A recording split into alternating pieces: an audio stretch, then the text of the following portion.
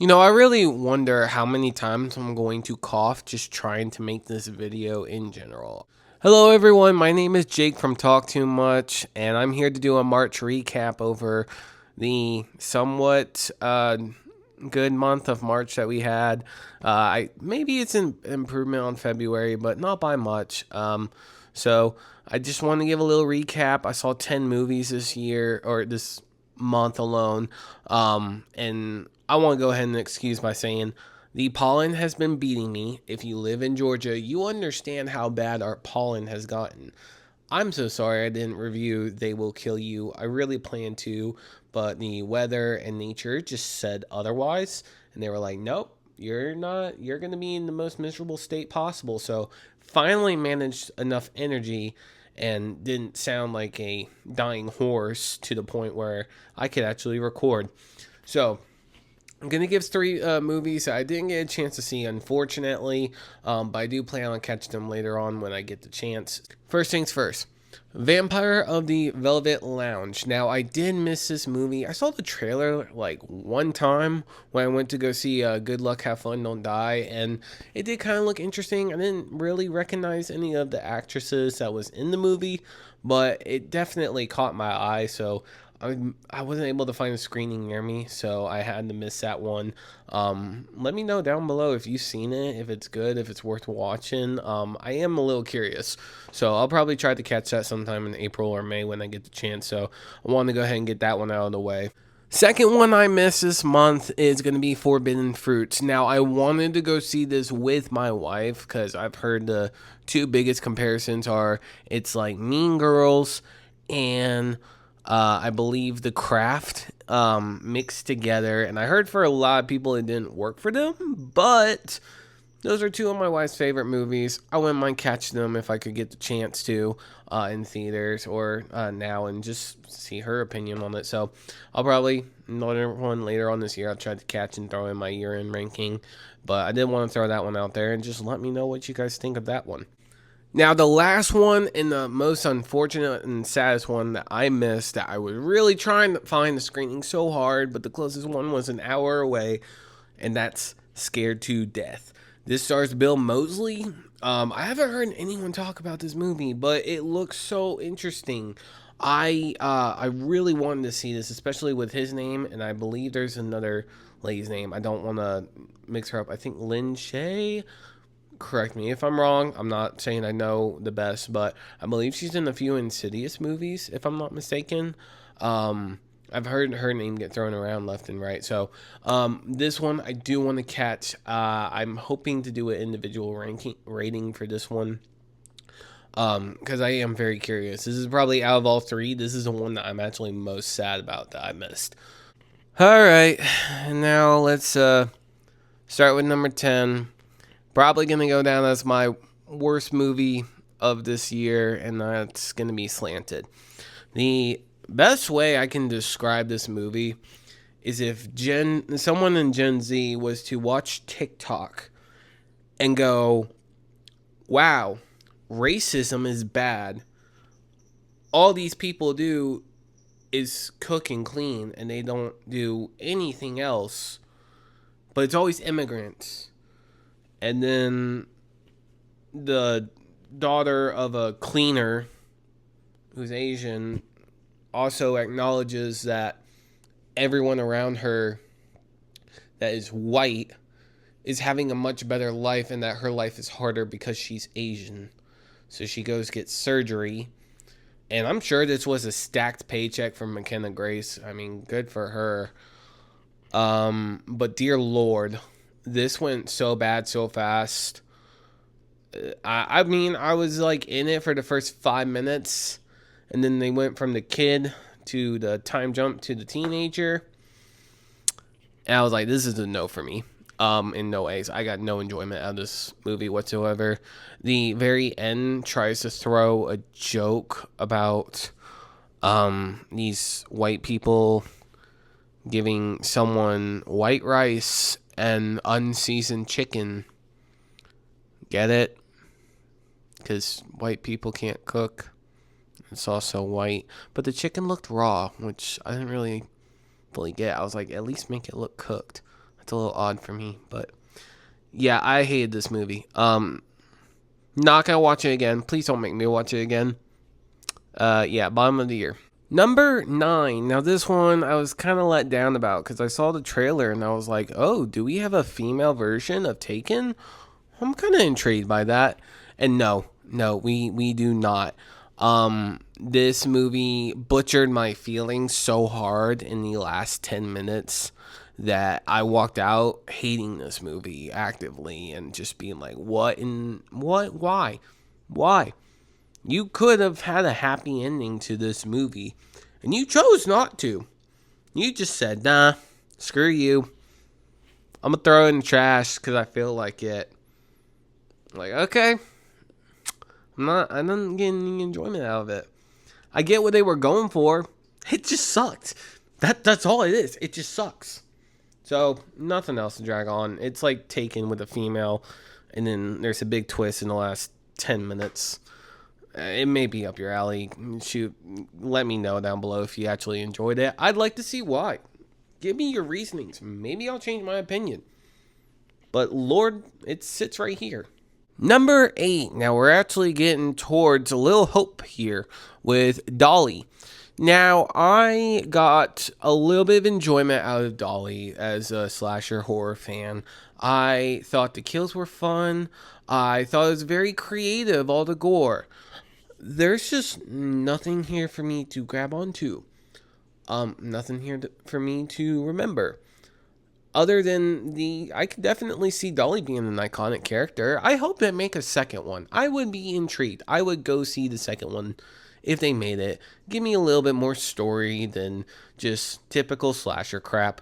But I would be actually intrigued to see that. I think they have something here.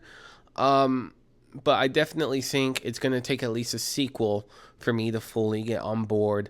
So go check it out. If you're a fan of slasher movies, you may get a little bit of enjoyment out of this, but overall it just sits here at number 8 for me. Number 7. Now this is the last movie I watched on my list because it just got released. I watched it with my wife last night, called Pretty Lethal. Now, I didn't know what to expect other than I heard it's basically ballerinas completely destroying people. And I was like, okay, I'm intrigued. You got Uma Thurman in here.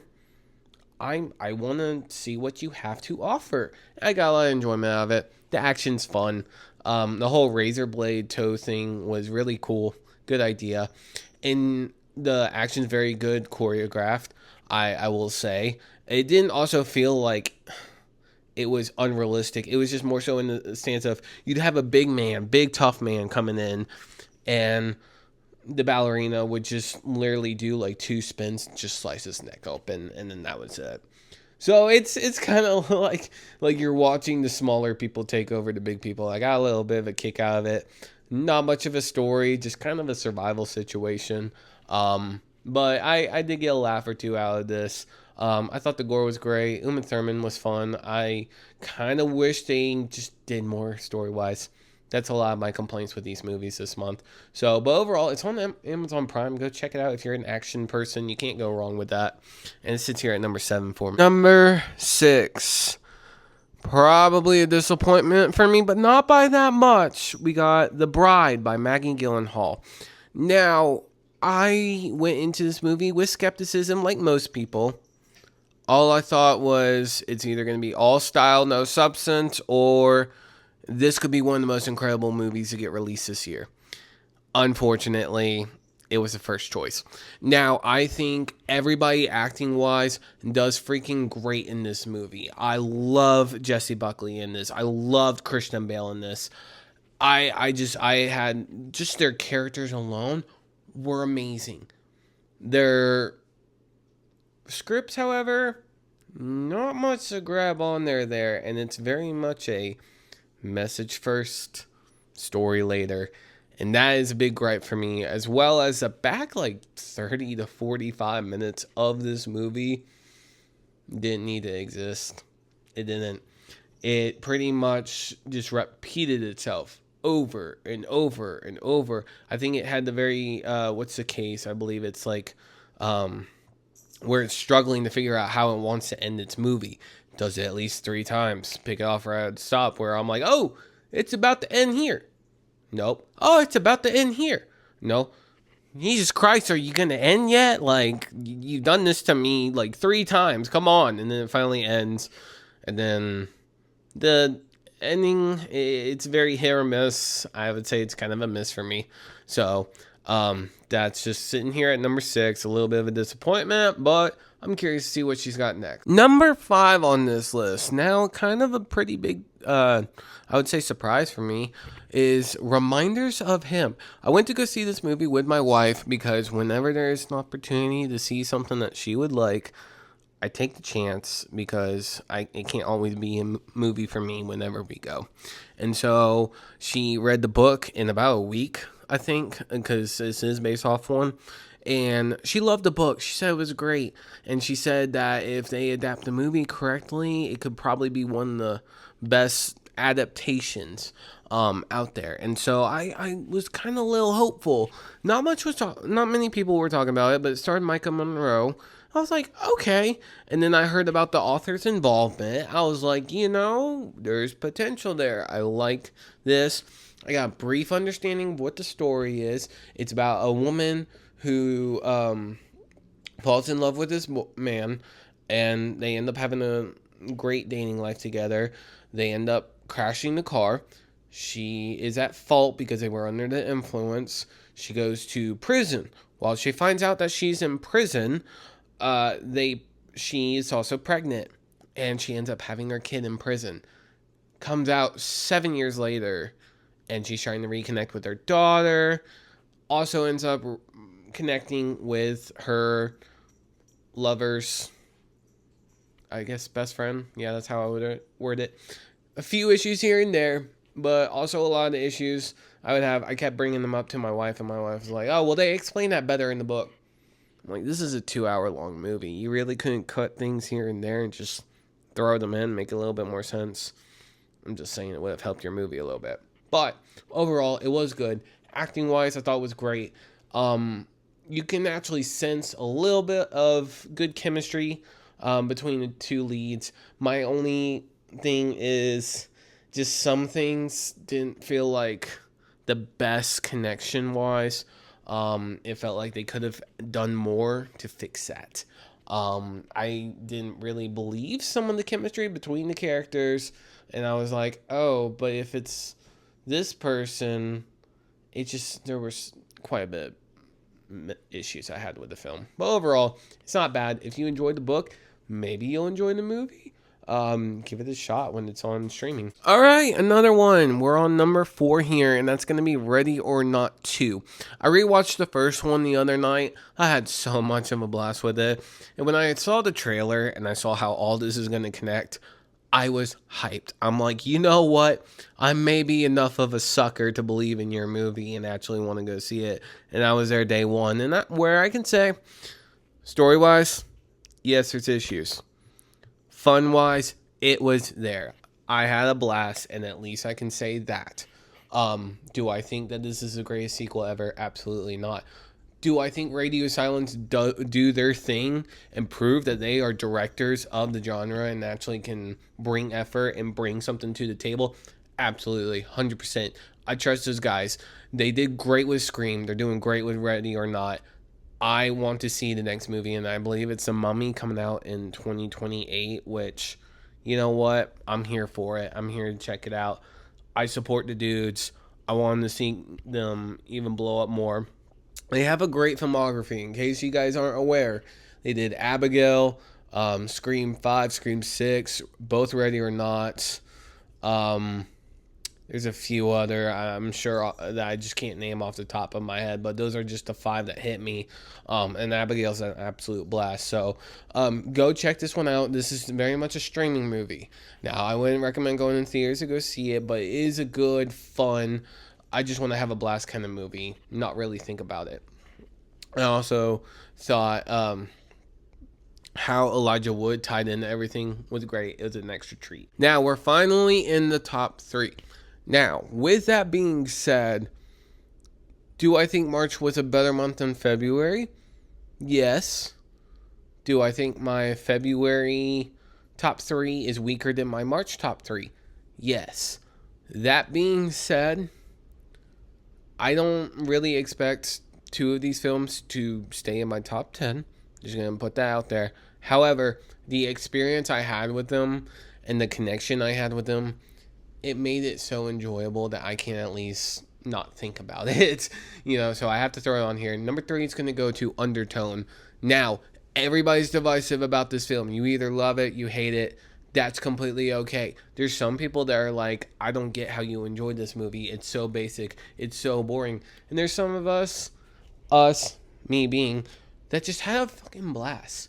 We enjoyed being in the theater. The whole audio played. It worked. I was a sucker for it. I got enjoyment of it. Do I think it's the scariest movie that ever exists? Absolutely not.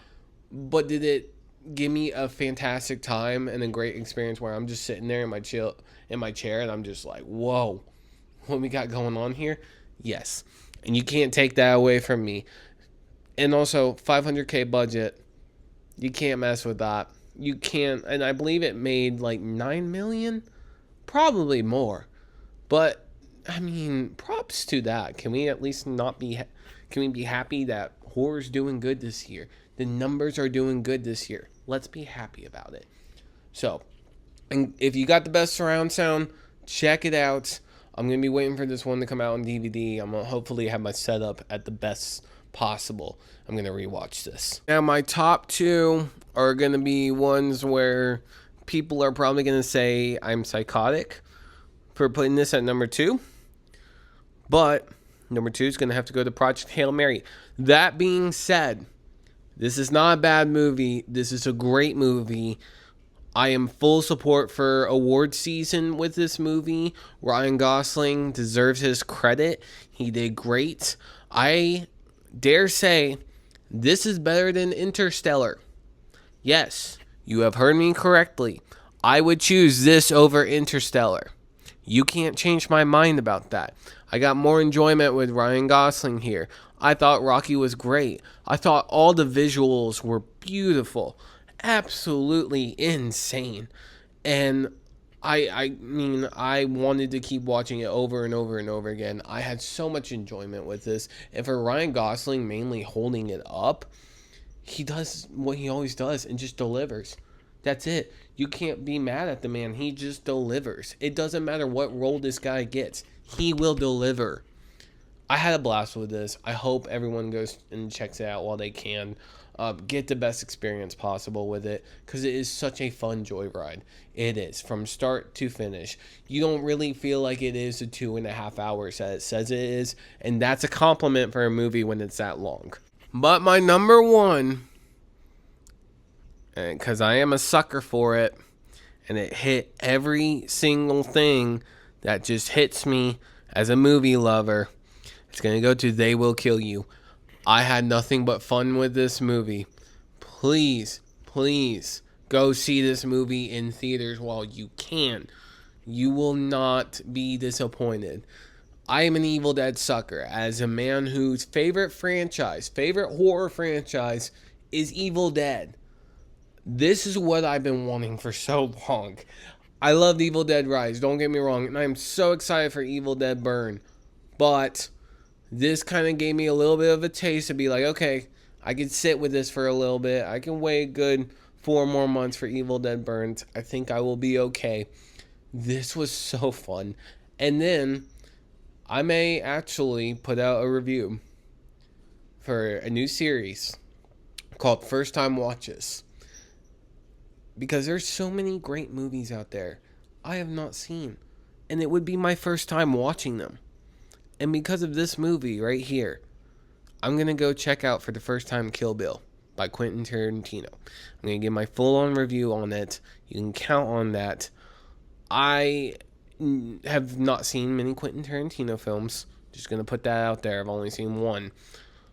But everybody kept saying, this is like Kill Bill and Evil Dead. This is like Kill Bill and Evil Dead. Hey, this movie, it's like Kill Bill. And when I watch it and I see those fight sequences, all I'm thinking is, if this is influenced off of Kill Bill, I'm missing out. I'm clearly missing out here. But Zazie Beetz delivers. She is such a badass in this movie. Just seeing all the fight scenes and her, I don't know if she had a stunt double or if it was all choreographed. She did amazing though. I loved Patricia Arquette. I loved what she was as a character and what she was supposed to represent. It was so fun. And then having that final boss battle, which I won't spoil because again, you need to see this movie. That I just sat in my chair and I'm like, what am I watching? But in the best way possible. And when I get to the conclusion of the movie, I'm not mad. All I'm thinking is, that's what I wanted. That's what I was expecting. That's what I wanted. That is how you have a good time. That is how you pay homage to other movies without just copying and paste. I loved what it did. I hope to catch it on 4K soon. I'm hoping for another physical copy soon. But yeah, I didn't get to talk about this movie because of the pollen. So I do apologize if my voice sounds off. I guess we'll put right here what the total count is for how many coughs, because why not? It's my channel. But keep in tune. I will do the first time watches soon. They should be coming up around April. I got a lot of ideas on my plate, so hoping to knock out some videos and get back to it. I hope you guys all have a great day. Check out at least whatever movie. Let me know in the comments. Maybe my order's messed up. Maybe your orders and your opinion is better. I want to hear it. Let me know what you think. I'm very curious, and I'll see you guys in the next video.